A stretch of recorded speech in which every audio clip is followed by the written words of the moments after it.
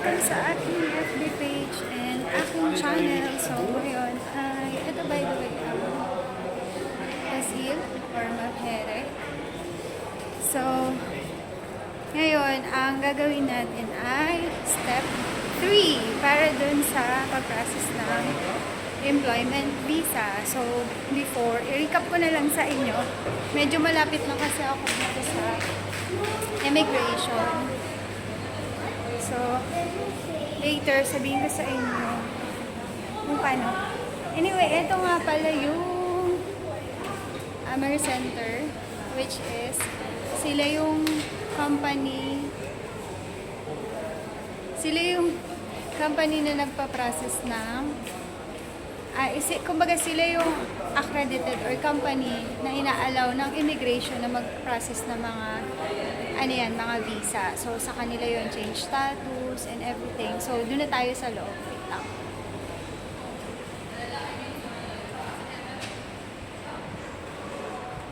So hihingi tayo ng key dito. Yes, can I have the key for change status? Number for change status.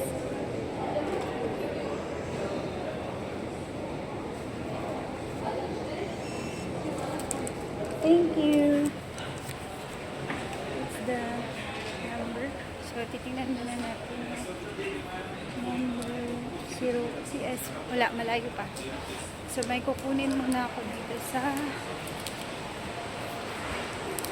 may kukunin muna tayo dito sa Muhere kasi may titingnan lang akong procedure kung okay na yun. So, babalikan ko kayo mamaya. Okay?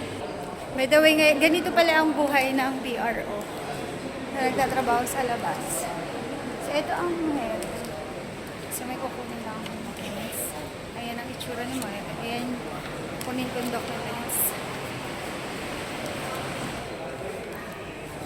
So, ayan. Later on, pag nandun ako sa immigration, i-explain ko sa inyo yung pangatlong steps habang nag-aantay ako dun sa number. Kasi medyo matagal mag-antay dito sa immigration. So, ayan, nandito na ako sa immigration. Papasok tayo sa loob.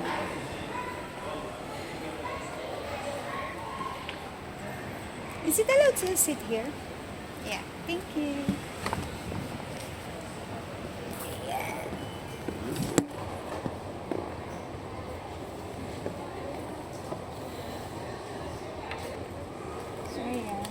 Ito yung mga dokumentong dala-dala ko na ipipresent natin dito.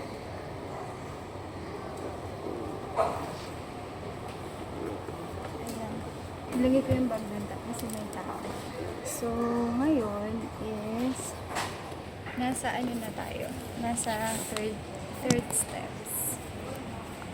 So, ang gagawin ko, so, i-recap ko lang sa inyo kung ano yung ginawa ko nung una. Nung una kasi, ang first step is, which is yung sa previous vlog ko, panoorin nyo na lang yon sa same channel ko, sa YouTube tsaka sa Facebook. So, panoorin nyo na lang yun. So, ang unang ginawa ko is, dapat, ito yung pinaka-first procedure, mag-apply ng quota. And then, so, sa situation nitong step 3, na gagawin ko is, hindi na ako nag-apply ng quota kasi meron pa kaming available na quota, which is 5 quota pa yung meron pa kaming 5 quota. So since nag-aantay ako, ganito pala yung itsura dito. So ganyan yung mga itsura dito sa sa loob. Tapos ito yung number ko na inaantay. Siguro mga pa to, 1.5 hour. Matagal dito eh. So, ayun na nga. Para hindi masayang yung oras ko. Yung procedure na ginawa ko 2 days ago is nag-apply ng quota. Yun yung pinakauna. Pero since sa situation namin, yung company namin may available pang quota na 5. So, isa dyan is sales manager. So, yun na yung ginamit ko. Kaya, na-less na yung number of days na pag-aantay ko. Tapos, Sumunod nun is, yung second step is yung work permit package. First visit includes. So, ang binayaran ko dun is nasa 278 dirhams. 278.77 dirhams. So, tapos na yon, napasign ko na yung dokumento sa employee namin. Tapos yung employee namin, pagka-sign niya, pumunta kami dito sa Tas Hill, sa other side lang, the next 2 doors. Ano yan, naipasa ko na yung labor contract niya.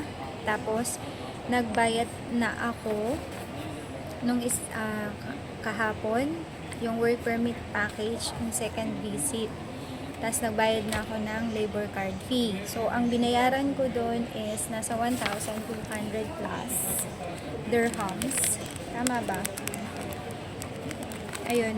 Nire-recap ko lang to para at least kung hindi nyo napanood yung previous vlog ko, magkaroon kayo ng idea kung ano yung step-by-step procedure na ginagawa ko.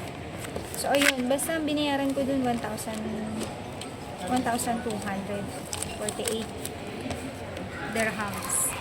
Yun yung second, ay yung, ano yan, work permit package. Ngayon naman, since, ano yan, na bayaran ko na yun, tapos, na-submit ko na din, ang gagawin natin, inaantay ko na lang yung approval ng immigration kasi magpapa-change na ako ng status ng employee namin. Kasi yung employee namin from canceled visa, tapos kasi galing siya sa ibang company, tapos iaano ko siya, ano ko yung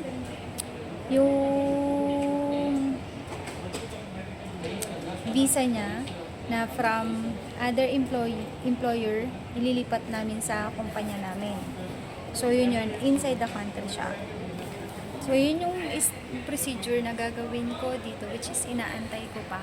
And mamaya, hopefully, babalikan ko kayo para sa procedure na yun, para makita nyo kung paano pinaprocess siya dito sa, sa cashier. See you later.